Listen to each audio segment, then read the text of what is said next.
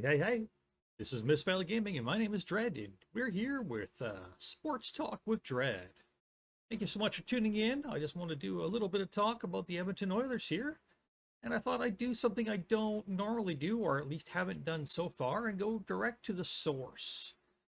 Kind of talk about what the people I think are onto something are talking about. So here we are at beerleagueheroes.com. This is October 15th. And we're just going to read this headline here. It says, Oilers beat writer on Bear Foegele trade. You can't have Evan Bouchard and Ethan Bear in your top six and expect to go far in the playoffs. Well, that's just common sense. If you've got two young goaltenders, or sorry, two young defensemen in your top six, both playing the same side, you're going to have a lot of mistakes, and a lot of those mistakes are probably going to end up in your net.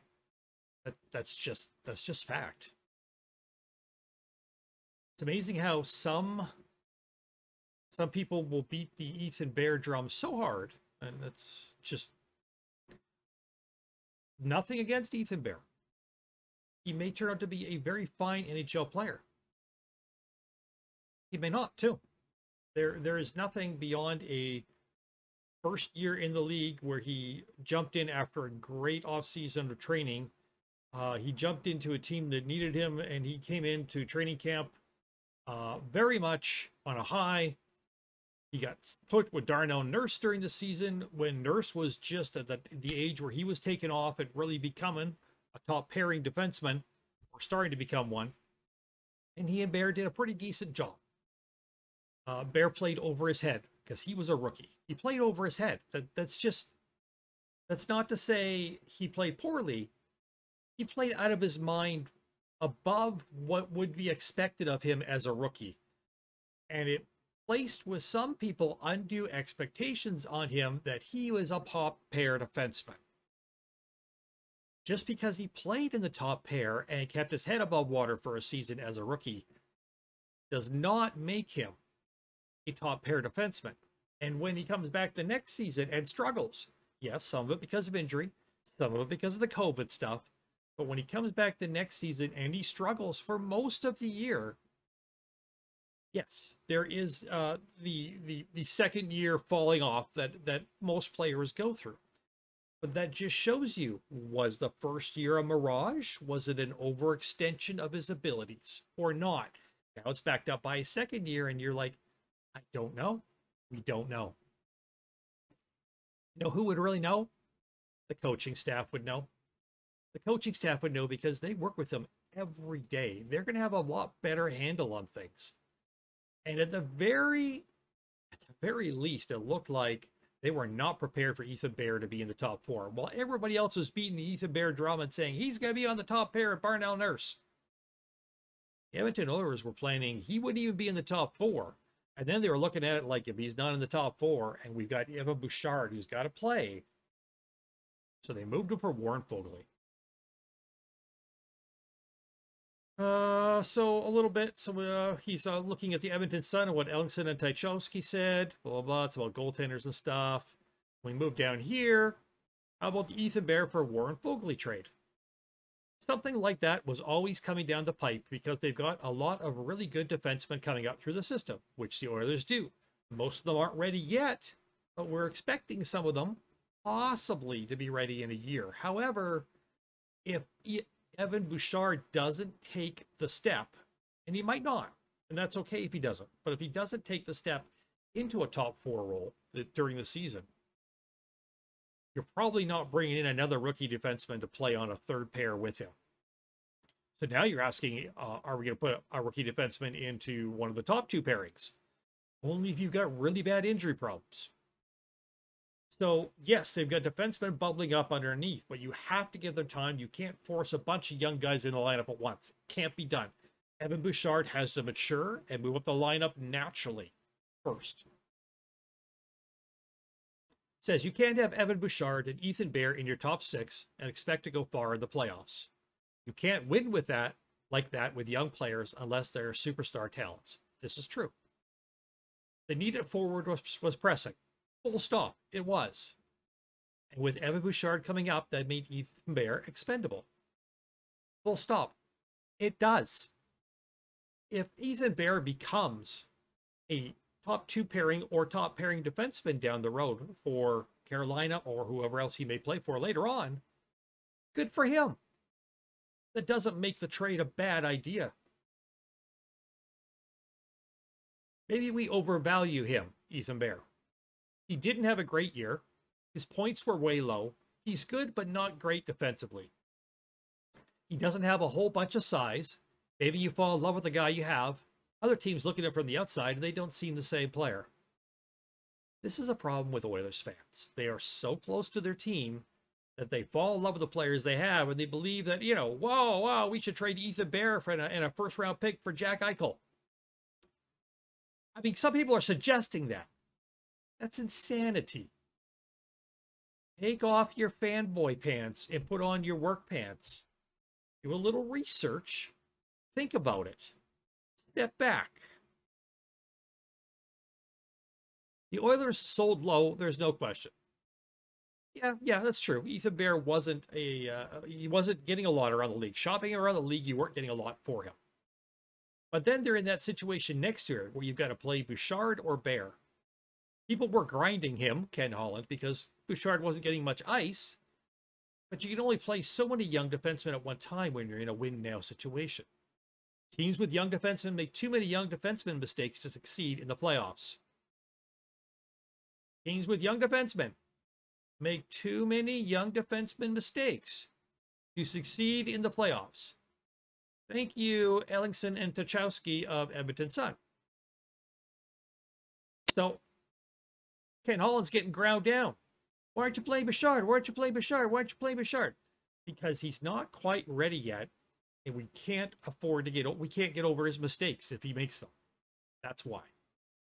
But then they want him to play, what, 3 young defensemen in the top 6 and they're in the top 7 next year? What?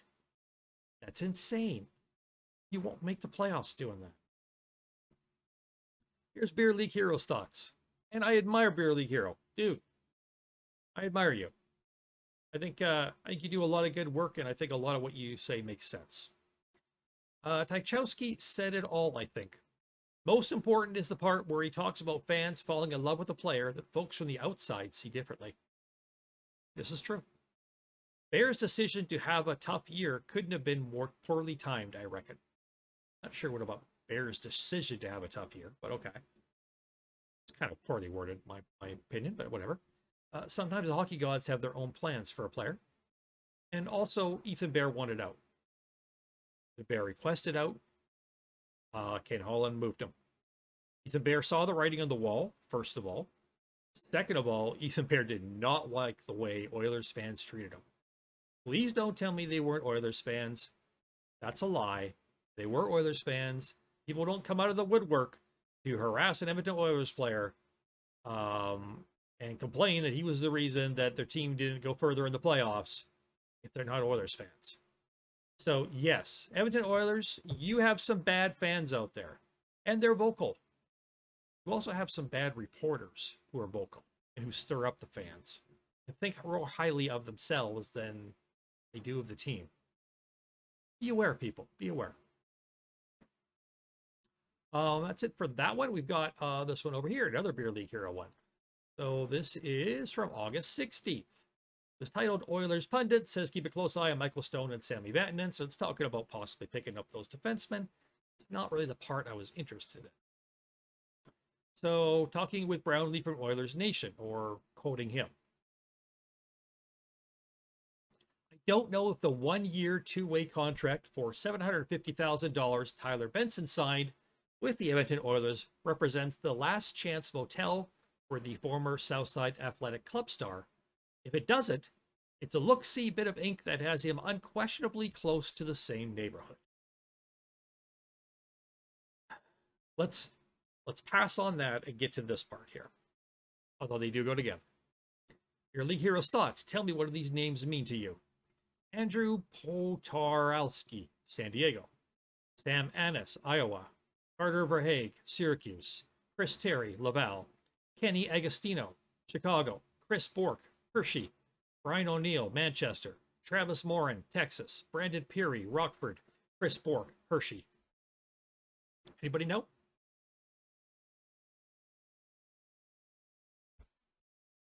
Those are the last 10 scoring champions in the AHL. Tyler Benson is not one of those. He's not one of these 10 scoring champions. The conclusion I'm coming to after looking at these scoring charts is that being one of the league's top scoring players at the end of the season could be more of a bad thing than a good one. And I sincerely, heartily agree with this statement. Why? Because if you're still in the league, the AHL, and you're producing at that rate, leading the AHL at the end of the year, there must be something in your game that your bosses in the NHL don't see kindly upon. Think about that. If at the end of the AHL season, you are leading the league in scoring, 10 players did it. Are they NHL players? Well, this is 9 players. Chris Bork twice. I think Carter Verhaeghe might be somewhat of an NHL player, maybe. Brandon Peary used to be an NHL player. Chris Bork has played a few NHL games. These are not full-time NHL players. Not even close. So the question Beer League Heroes is asking is, you're one of these guys. You stayed down in the AHL despite your scoring talent because you're lacking in another area. There is something in your game your bosses in the NHL don't look kindly upon. You're not a physical player. You only score in the power play. You don't back check.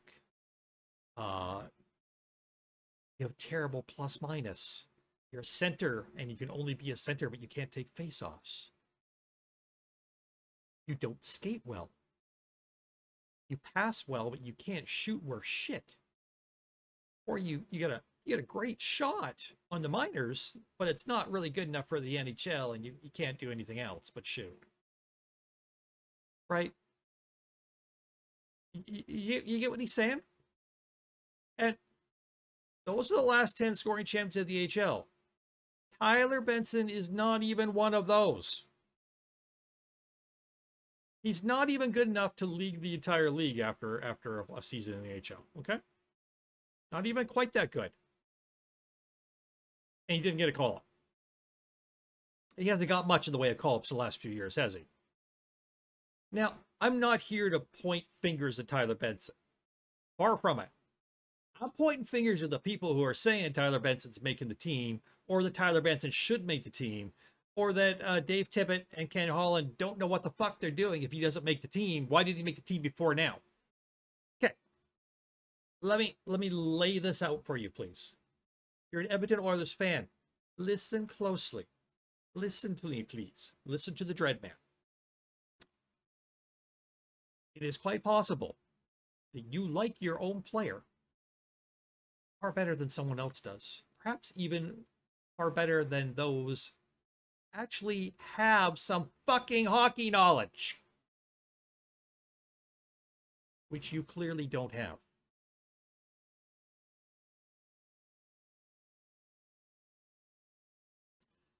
Hell, you can look at each one of the AHL scoring charts for the last decade. Even the top 5 scorers in any given season will rarely present a top 6 NHL player. If you go 10 deep, you might find 1 or 2 a year.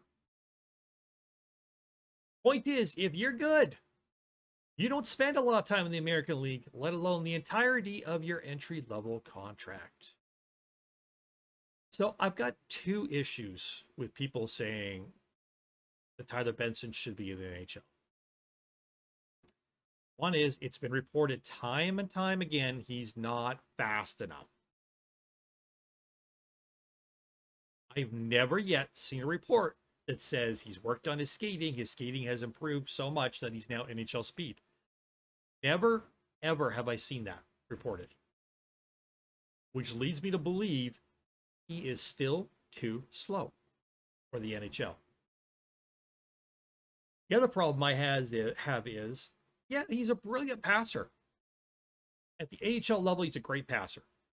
I don't know if that will translate to the NHL because things are happening so much quicker and he's going to be so much slower than everyone else.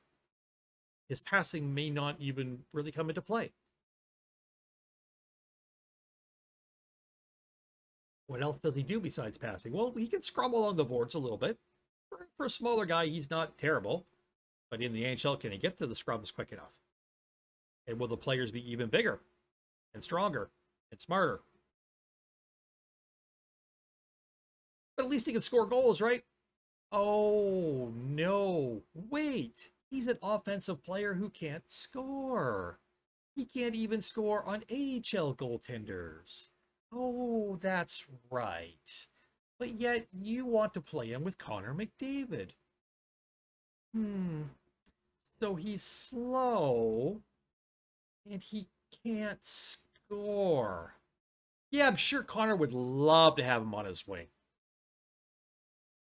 Again, too many people who don't have any hockey knowledge acting like they do and trying to stir the pot. Don't listen to people like that, please. Again, nothing against Tyler Benson. I hope he has a long career. And if he wants to make money, then he's probably going to go overseas and make more than he will at the AHL level. And good on him. I hope he has a long career over there.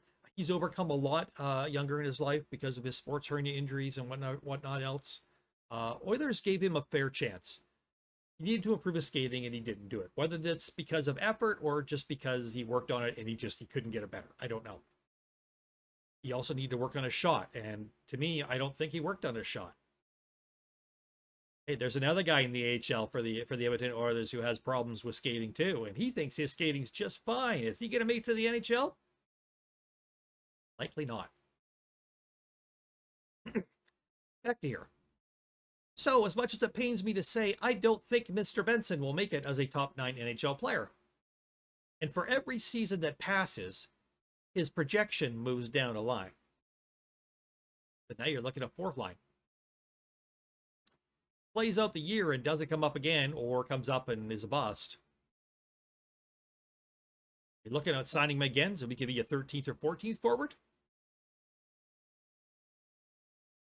Really? At the best. Sorry, his time has run out. He needed to make a move long before he did, and he didn't make the improvements that were needed. That's just, again, I'm not pointing fingers at the young man. I hope he does well. It's not going to be on the Oilers. Excuse me. Says now pundits are hoping. That's pundits. That's a nice way of saying idiot reporters who don't know shit. Now pundits are hoping that he'll make it as a 4th line left wing. Whereas before, some were thinking he could be the Chris Kunitz to Connor McDavid's Sidney Crosby. These are the same people who said Ethan Bear is a top defenseman. These are the same people who said that Caleb Jones was too good of a prospect to be giving up. Really? Because the coaching staff of Edmonton didn't think he was good enough to be in the lineup most of the time.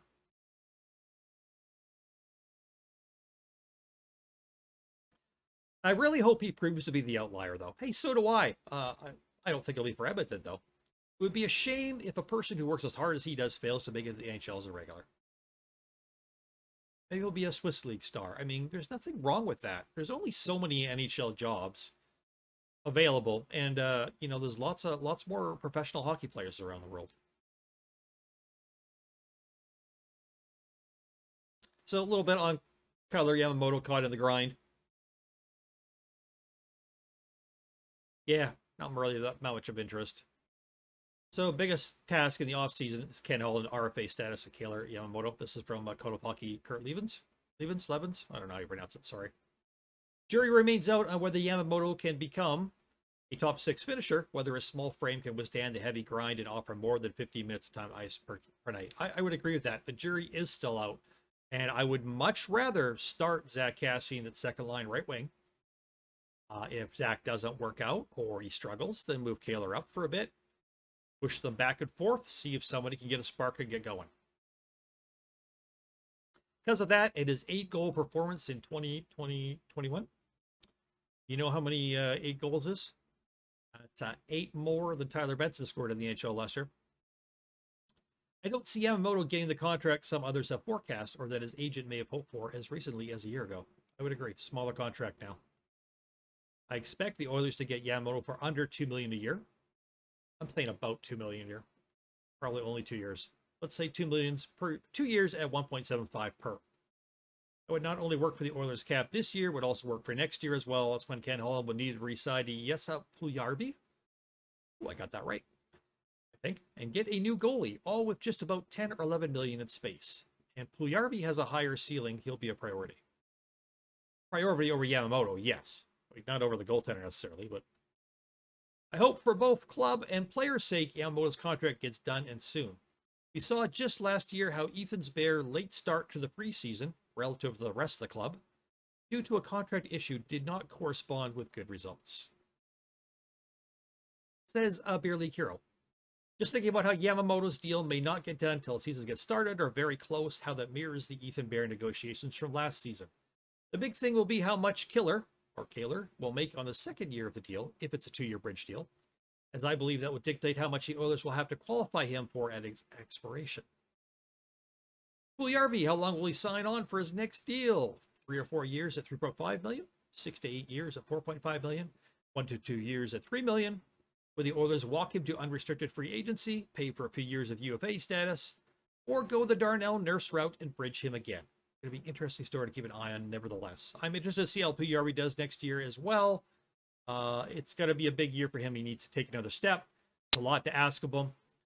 Thankfully, Zach Hyman is here in case he struggles a little bit, but we need him not to struggle because we're still a little light on right wing.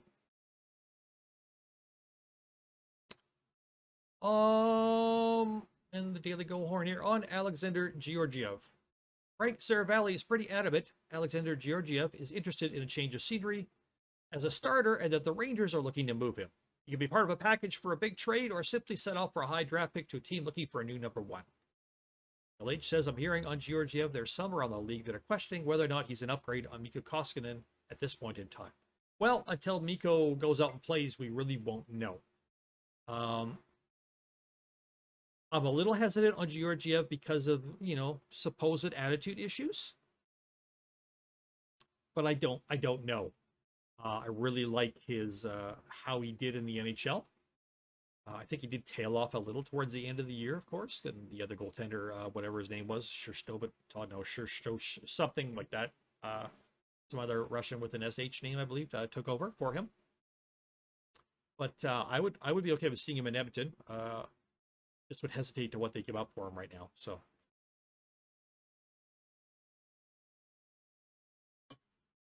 So Oilers fans, a lot of people talking shit. So stop listening to the people who are bashing Ken Holland, bashing Dave Tippett, bashing the Edmonton Oilers. These are the same idiots who have been bashing Kevin Lowe for the last 20 years. These are the same idiots who wouldn't say anything nice probably about Wayne Gretzky or Mark Messier or Paul Coffey either. These are the same guys who are just like, oh yeah, everyone's just the same as Peter Chiarelli. They're all Peter Chiarellis. These guys just want to be heard. They're wanting to puff up their own egos. They're throwing their ideas out there because people listen to them. They're like, yeah, this idea is the only way this team's going to get better. My idea. That's BS. Don't listen to people like that, man. Don't let them rile you up. Don't listen to them. Just be aware. Sometimes we look at the players on our team and we think a lot more highly of them than others do. Sometimes we put them into places and situations in the lineup and on our team where they really shouldn't be, and we think they're going to be okay there, and really they're not. Let's just enjoy the Edmonton Oilers and the team that they put together, and hopefully the goaltending holds out for them and they do well next year. So thanks for listening. That's my talk on the Edmonton Oilers. This is Dredd from Mist Valley Gaming. This has been Sports Talk with Dredd. We will catch you later. Peace out, everybody. Because gaming should be fun. Slow your pace with Mist Valley Gaming.